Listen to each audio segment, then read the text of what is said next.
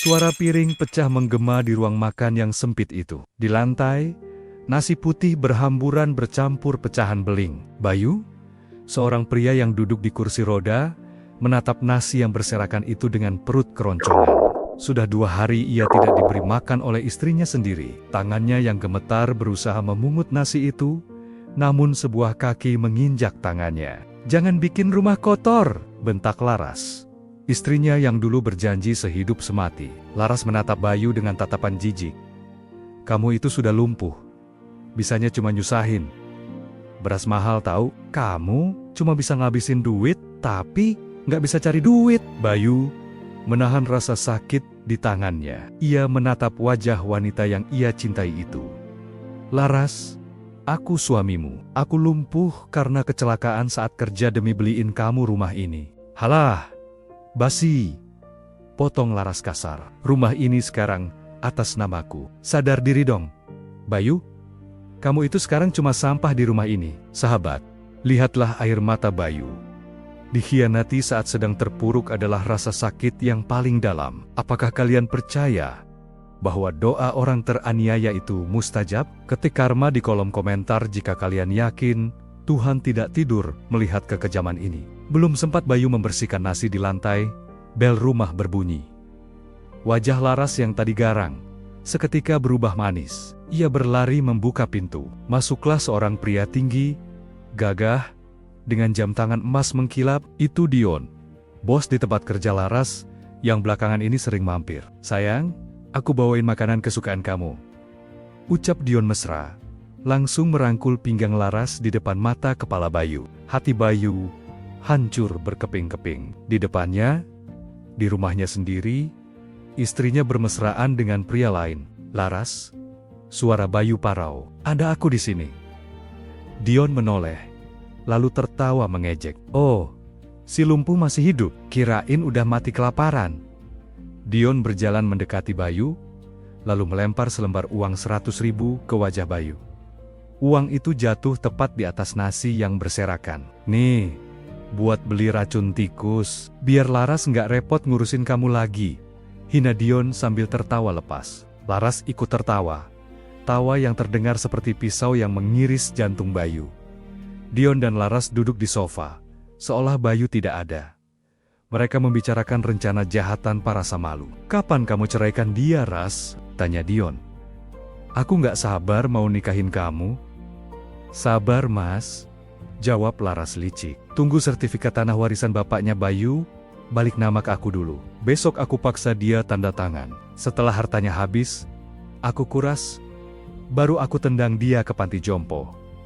Bayu mendengar semuanya. Telinganya panas, dadanya sesak. Ternyata selama ini Laras mempertahankannya bukan karena cinta, tapi karena ingin merebut sisa harta warisan orang tua Bayu. Laras berdiri, menghampiri Bayu dengan membawa map dokumen. "Dengar ya, Bayu. Besok pagi, tanda tangan surat ini. Kalau kamu nolak, jangan harap kamu bisa minum air setetes pun di rumah ini," ancam Laras. Lalu pergi masuk ke kamar bersama Dion, membanting pintu tepat di depan Bayu. Malam semakin larut. Rumah itu sunyi. Bayu sendirian di ruang tengah yang gelap. Namun, ada yang aneh.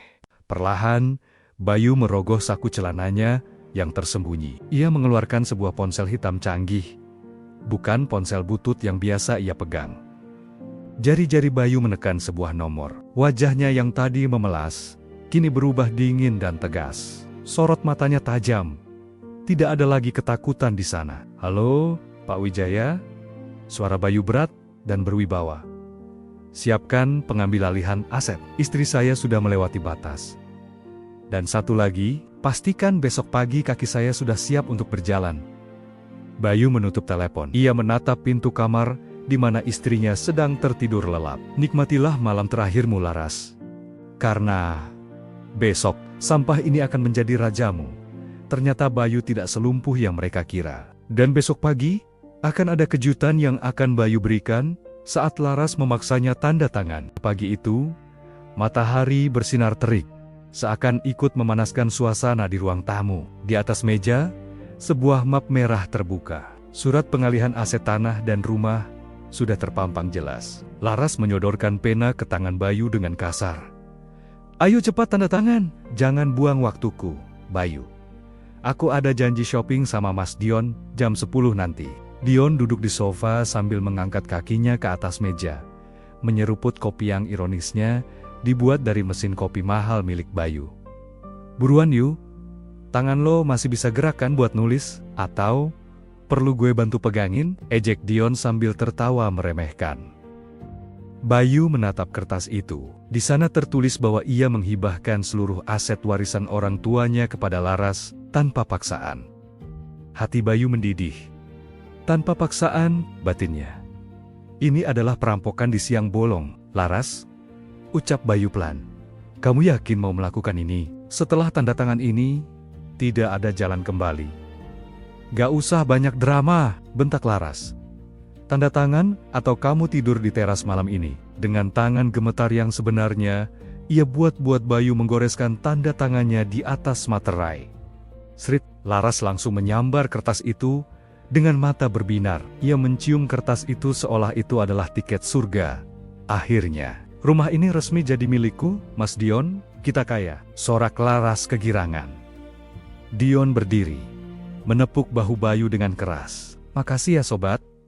Lo emang suami yang baik buat mantan istri lo ini." "Hahaha."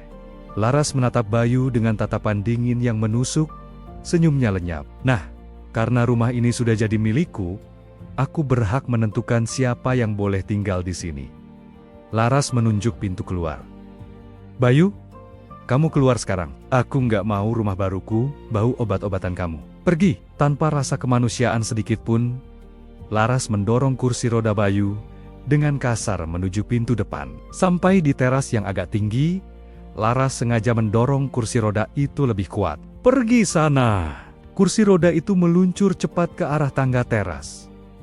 Bayu akan jatuh terguling. Roda depan kursi itu sudah melewati bibir tangga. Dion dan Laras tersenyum jahat, menunggu momen tubuh lumpuh Bayu menghantam lantai paving block. Namun, sesuatu yang mustahil terjadi. Tepat sebelum kursi roda itu terbalik, kedua tangan Bayu mencengkeram pegangan kursi dengan kuat. Brok! Kursi roda itu ia tahan agar tidak jatuh. Dan perlahan, sangat perlahan, kaki Bayu menapak ke lantai. Laras membelalakan matanya. Dion yang tadinya tertawa, langsung terdiam 1000 bahasa. Rokok di bibir Dion terjatuh. Bayu berdiri, tegak, gagah, tanpa gemetar sedikit pun. Ia menendang kursi roda kosong itu hingga terguling menuruni tangga. Kerang! Suara besi beradu dengan batu memecah keheningan pagi. Bayu memutar badannya, menatap Laras dan Dion yang berdiri mematung di pintu dengan wajah pucat pasi seperti melihat hantu. "Kenapa kaget sayang?" Suara Bayu terdengar berat, dalam, dan penuh ancaman. "Bukannya kamu yang menyuruhku pergi. Aku sedang bersiap untuk pergi, tapi bukan aku yang akan meninggalkan rumah ini." Laras mundur selangkah. Bibirnya gemetar. Kamu bisa jalan. Sejak kapan?" "Sejak aku sadar bahwa aku memelihara ular di rumahku sendiri," jawab Bayu dingin. Ia melangkah maju, menaiki anak tangga. Setiap langkah kakinya terdengar seperti dentuman palu hakim. Dion mencoba sok berani. "Hei, jangan macem-macem lo. Walaupun lo bisa jalan, rumah ini udah resmi punya Laras. Lo udah tanda tangan tadi." Bayu tertawa kecil. Tawa yang mengerikan. "Tanda tangan tadi? Coba kalian periksa lagi map itu." Laras dengan panik membuka map merah yang ia peluk. Ia membaca lembar yang baru saja ditandatangani Bayu. Matanya melotot, wajahnya berubah merah padam, lalu putih pucat. Ini. Apa ini?" teriak Laras histeris. Ternyata, kertas yang ditandatangani Bayu bukanlah surat hibah aset, melainkan surat gugatan cerai dan pemecatan. "Kalian pikir aku bodoh?" bisik Bayu, tepat di depan muka Dion. Permainan baru saja dimulai. Gugatan cerai dan pemutusan hubungan kerja. Laras membaca dengan suara tercekat. Ia menatap Bayu tak percaya. "Apa maksudnya ini, Bayu? Kenapa ada logo perusahaan Mas Dion di sini?" Bayu tersenyum tipis. Ia berjalan santai menaiki anak tangga, lalu duduk di kursi rotan teras dengan gaya seorang bos besar. Bacalah sampai selesai. Laras, jawab Bayu tenang. Di situ tertulis bahwa kamu, Larasati, digugat cerai karena perselingkuhan yang terbukti dengan bukti video dan foto. Dan kamu, Dion. Bayu menunjuk Dion dengan dagunya. Kamu dipecat, tidak hormat, karena penggelapan dana kantor untuk membiayai gaya hidup pacar gelapmu ini. Dion tertawa terbahak-bahak, meski terdengar dipaksakan. Hahaha, jangan ngelawak lo Bayu. Lo itu cuma pengangguran lumpuh. Gue manajer di kantor. Siapa lo berani mecat gue? Lo pikir lo yang punya perusahaan? Bayu tidak menjawab. Ia hanya menatap jam tangannya. 3, 2, 1. Tepat hitungan 1, sebuah mobil sedan hitam mewah masuk ke pekarangan rumah yang pagarnya terbuka. Dari dalam mobil, keluar seorang pria paruh baya berjas rapi membawa tas kerja, diikuti 2 orang pria berbadan tegap, berpakaian safari hitam. Dion terbelalak. Ia kenal pria itu. Pak Wijaya, komisaris utama. Dion langsung menunduk takut. Nyalinya ciut seketika. Pak Wijaya tidak mempedulikan Dion. Ia langsung berjalan membungkuk hormat ke arah Bayu. Selamat pagi, Tuan Muda Bayu. Maaf saya terlambat, semua berkas pengambilalihan aset sudah siap sesuai perintah Tuan. Laras bingung setengah mati. Tuan Muda, Pak Wijaya. Kenapa Bapak panggil suami saya Tuan Muda? Dia cuma anak yatim piatu miskin. Pak Wijaya berbalik menatap Laras dengan tatapan tajam. Jaga mulut Anda. Tuan Bayu adalah putra tunggal dari almarhum Bapak Suryo, pendiri perusahaan tempat pacar Anda ini bekerja. Selama ini Tuan Bayu memilih hidup sederhana dan merahasiakan identitasnya untuk melihat ketulusan hati istri pilihannya. Pak Wijaya menggelengkan kepala. Sayang sekali, ternyata ketulusan itu tidak ada. Laras lemas, kakinya tidak kuat menopang tubuhnya. Ia jatuh terduduk di lantai teras. Jadi selama ini, suami yang ia hina, suami yang ia injak-injak harga dirinya, adalah pemilik perusahaan tempat selingkuhannya bekerja. Bayu berdiri dari kursinya, ia menatap Dion yang kini keringat dingin. Dion, ucap Bayu dingin, mobil yang kamu bawa itu, plat nomornya terdaftar sebagai aset kantor kan? Karena kamu sudah dipecat, tinggalkan kuncinya di sini. Dion gelagapan. Tapi Bayu, Pak, saya butuh mobil itu buat pulang.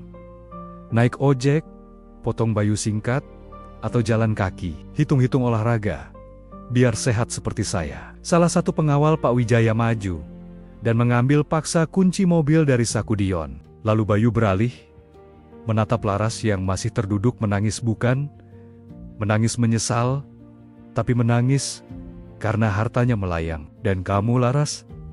Lanjut Bayu. Cincin berlian, kalung emas, dan tas branded yang kamu pakai sekarang. Semua itu kamu beli pakai kartu kredit tambahanku bulan lalu kan? Saat aku sakit, dan kamu bilang butuh uang buat beli obat? Bayu, jangan kejam-kejam. Ini kan hadiah. Itu uangku, bentak Bayu. Suaranya menggelegar membuat Laras tersentak. Lepaskan sekarang. Atau aku lapor polisi atas tuduhan pencurian dalam keluarga. Dengan terisak, Laras melepaskan semua perhiasannya. Ia meletakkannya di meja. Kini, ia tidak punya apa-apa selain baju yang melekat di badan. Sekarang, keluar dari rumahku. Perintah Bayu sambil menunjuk gerbang. Kalian berdua, detik ini juga, Dion dan Laras berjalan gontai keluar pagar. Tanpa mobil, tanpa uang, tanpa harga diri. Tetangga mulai keluar rumah dan menonton mereka sambil berbisik-bisik. Bayu berdiri di teras, menatap kepergian mereka dengan tatapan kosong. Tidak ada rasa bahagia, hanya rasa lega yang bercampur perih. Namun, drama belum berakhir. Baru saja Dion dan Laras sampai di jalan depan rumah, sebuah motor sport berhenti mendadak di depan mereka. 2 orang pria berjaket kulit dengan wajah sangar turun dari motor. "Woi, Dion!" teriak salah satu pria itu. "Mana duit gue? Lo janji bayar utang judi lo hari ini." Wajah Dion pucat pasi. Itu adalah debt collector, penagih hutang. Ternyata selama ini Dion terlilit hutang judi online dan berencana melunasinya dengan menjual rumah Bayu. Dion menunjuk Laras dengan panik. "Bang, jangan tagih saya. Tagih dia. Dia istrinya orang kaya. Dia punya banyak perhiasan." Laras kaget bukan main. "Mas Dion, apa-apaan kamu? Aku udah nggak punya apa-apa." Bayu menyaksikan dari kejauhan. Ia bisa saja menolong. Tapi ia memilih masuk ke dalam rumah dan menutup pintu rapat-rapat. Laras menjerit saat tasnya ditarik paksa oleh penagih hutang. Sementara Dion mencoba kabur meninggalkan Laras sendirian di kepung preman. Di jalanan depan rumah yang panas, Laras menjerit ketakutan. Dua penagih hutang bertubuh kekar itu mencengkeram tas Laras. "Mas Dion, tolong aku, jangan diam saja," jerit Laras memohon pada kekasihnya. Namun, apa yang dilakukan Dion? Pria yang selama ini bermulut manis itu justru melakukan hal yang paling pengecut. "Ambil aja tas dia, Bang. Di dalamnya ada HP mahal sama dompet. Itu cukup buat bayar bunga utang gue," teriak Dion ke arah preman itu. Laras terhuyung jatuh. "Dion, tega kamu?" Memanfaatkan momen itu, Dion lari tunggang langgang secepat kilat, meninggalkan Laras sendirian di kepung dua preman. "Dasar banci," umpat salah satu preman. Ia merampas paksa tas Laras hingga talinya putus. Laras terseret di aspal. Lututnya lecet berdarah. "Ampun Bang, saya nggak tahu apa-apa." Laras menangis meraung-raung. "Ini jaminan utang cowok lu," bentak preman itu, lalu pergi membawa tas berisi dompet, HP, dan sisa perhiasan Laras. Kini, Laras benar-benar sendirian, di pinggir jalan, tanpa uang sepeser pun, tanpa HP untuk minta tolong, dan dengan luka di lutut, serta hati yang hancur lebur. Ia menatap rumah mewah Bayu, yang pagarnya kini tertutup rapat. Penyesalan mulai merayapi dadanya. Tapi semua sudah terlambat. Keesokan harinya, suasana di kantor pusat Suryo Corp mendadak gempar. Sebuah mobil Alphard hitam berhenti di lobi utama. Pak Wijaya, sang komisaris, turun dan membukakan pintu dengan hormat. Keluarlah Bayu. Ia mengenakan setelan jas navy yang pas badan, rambutnya tertata rapi, dan wajahnya bersih bercahaya. Tidak ada lagi jejak suami lumpuh yang kucel. Ia berjalan tegap memasuki lobi, langkah kakinya mantap dan penuh percaya diri. Para karyawan yang sedang bergosip tentang pemecatan Dion mendadak hening. Mereka menunduk hormat, meski bingung siapa pria tampan ini. Bayu berhenti di depan meja resepsionis. Ia melihat foto almarhum ayahnya yang tergantung besar di dinding lobi. "Selamat pagi," sapa Bayu pada resepsionis yang bengong. "Tolong kumpulkan seluruh manajer divisi di ruang rapat utama dalam 10 menit. Saya, Bayu Suryo, putra tunggal pemilik perusahaan ini, akan mengambil alih kepemimpinan mulai hari ini." Berita itu menyebar seperti api. Putra mahkota yang hilang telah kembali. Era kepemimpinan korup Dion dan kroni-kroninya resmi berakhir. Sementara Bayu duduk di kursi empuk CEO, Laras berjalan tertatih-tatih di trotoar panas Jakarta. Baju brandednya kotor, terkena debu jalanan. Makeupnya luntur oleh air mata dan keringat. Ia kelaparan, perutnya perih. Ia mencoba meminjam HP orang lewat untuk menelpon teman-teman sosialitanya. Tapi tidak ada yang mau meminjamkan karena mengira Laras orang gila. Akhirnya, dengan sisa tenaga, Laras berjalan menuju satu-satunya tempat yang ia tahu. "Kantor Bayu. Bayu pasti masih cinta sama aku," gumam Laras menghibur diri sendiri. "Dia cuma marah sesaat. Kalau aku minta maaf dan nangis, dia pasti luluh. Dulu kan, dia bucin banget sama aku." Sampai di depan gedung kantor yang megah, Laras hendak masuk. Namun, Satpam langsung menghadangnya. "Maaf Bu, pengemis dilarang masuk," ucap Satpam tegas. "Hei, mata kamu buta ya? Aku ini istri pemilik perusahaan ini. Aku istri Pak Bayu," amuk Laras, meski penampilannya sangat tidak meyakinkan. Keributan itu memancing perhatian orang-orang di lobi. Tiba-tiba, pintu lift terbuka. Bayu berjalan keluar, didampingi Pak Wijaya dan beberapa staf. Ia hendak pergi makan siang. "Bayu?"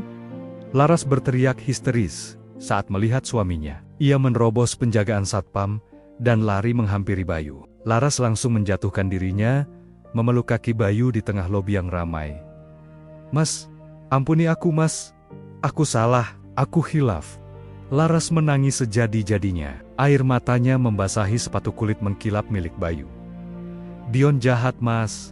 Dia ninggalin aku. Cuma kamu suami terbaikku. Izinkan aku pulang mas. Aku janji bakal jadi istri yang baik mulai sekarang." Suasana hening.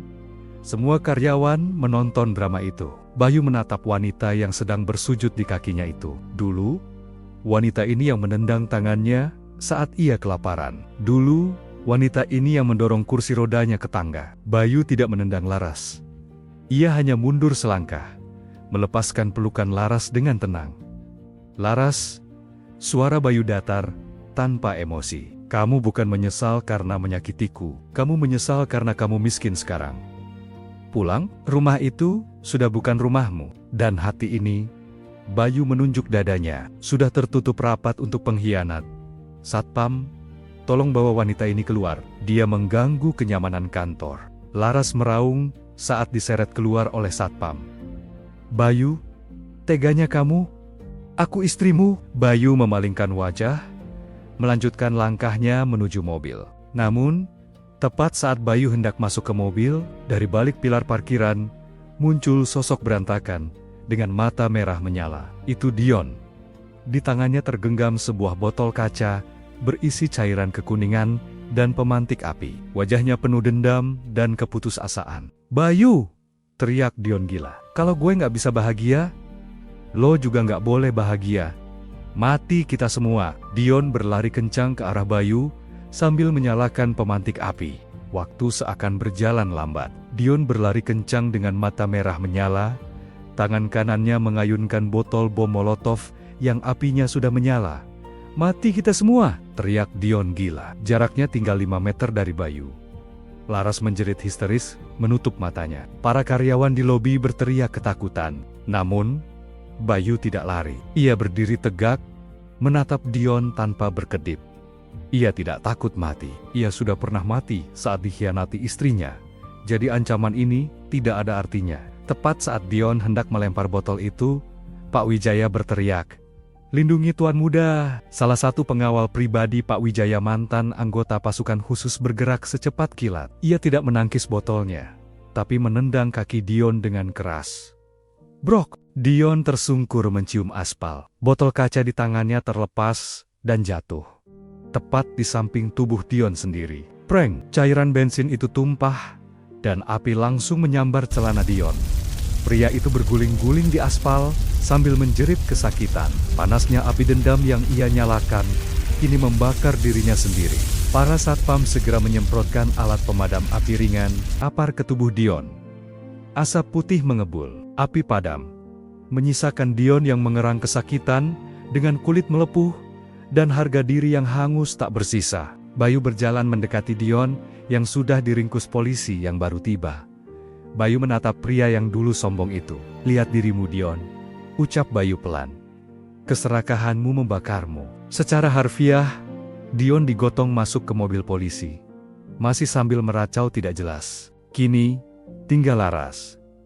Wanita itu duduk bersimpuh di trotoar. Tubuhnya gemetar menyaksikan kejadian mengerikan itu. Wajah cantiknya luntur. Matanya bengkak. Melihat Bayu mendekat, Laras merangkak, mencoba memegang ujung celana Bayu. "Mas, tolong aku. Mas, aku takut." Isak Laras. "Aku nggak punya siapa-siapa lagi. Orang tuaku di kampung pasti malu kalau tahu aku jadi gelandangan. Izinkan aku kerja di rumah kamu, Mas. Jadi pembantu juga nggak apa-apa, asal aku boleh tinggal." Bayu menatap Laras.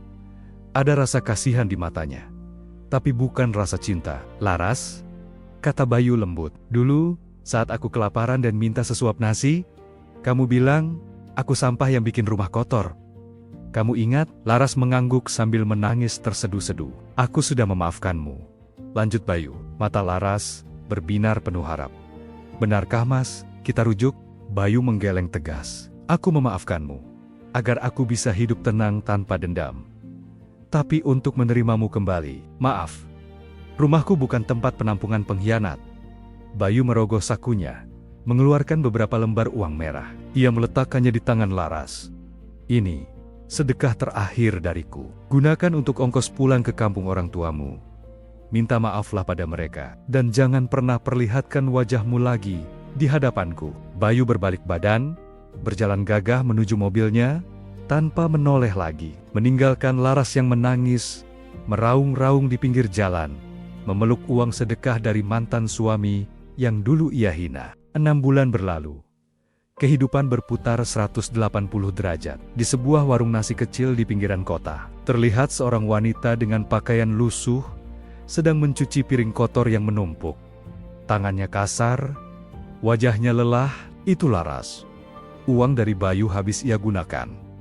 Dan karena tidak punya keahlian, selain berdandan, ia berakhir menjadi buruh cuci piring demi sesuap nasi. Di sudut warung, sebuah TV menyala menayangkan berita bisnis. Pemirsa, Seco Muda Inspiratif tahun ini jatuh kepada Bapak Bayu Suryo.